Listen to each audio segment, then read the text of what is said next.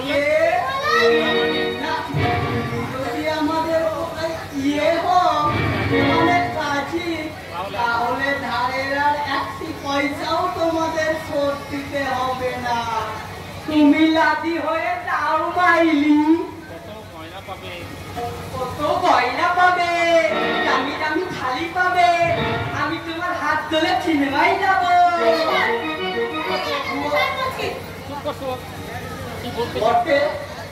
দেখো তোমার বাপটাকে, পাওনা টাকা না দিলে সবকে তুলে এনে থানায় নিয়ে যাবো।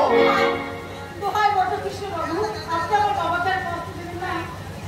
আমার ঘুমবার নামটা ওনার আর কিচ্ছু নেই, জীবনে ওনার কিচ্ছু নেই। বলো কি চাও তুমি? বলো কি চাও?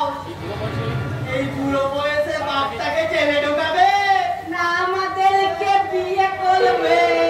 বলো কি চাও? ভগবান, এখন আমি কি করবো? এখন আমি কি করবো? একদিকে আমার অনন্ত উন্নত বাবার বন্দি জীবন, অন্যদিকে আমার সুখ শান্তির জীবনের বাসন। আমি কি করবো তুমি আমাকে বলে দাও।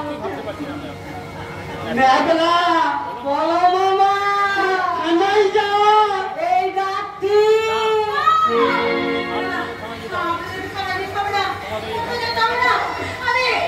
আমি আপনাদের প্রস্তাবে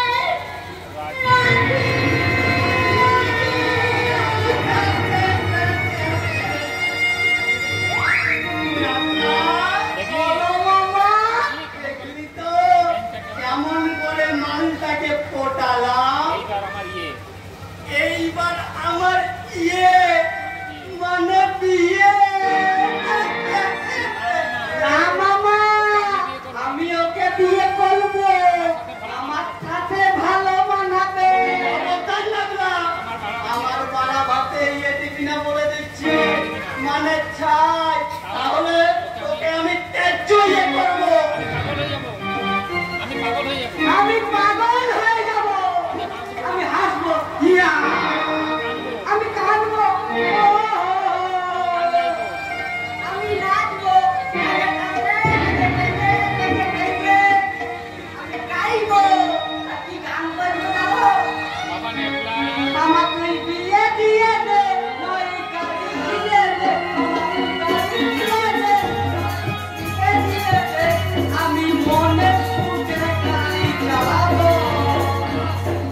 আস্তে আস্তে ধীরে ধীরে, আস্তে আস্তে ধীরে ধীরে ঘরে ঘরে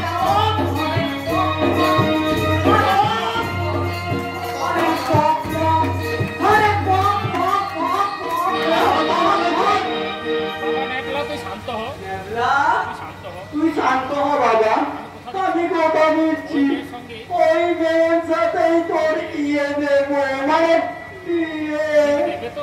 দিবে তো।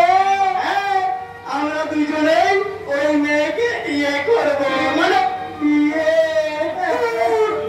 দুজনে দেবো এই একটি মেয়েকে যদি বিয়ে করার দায়। আরে কেন যাই না ওই ইয়েতে দ্রৌপদীকে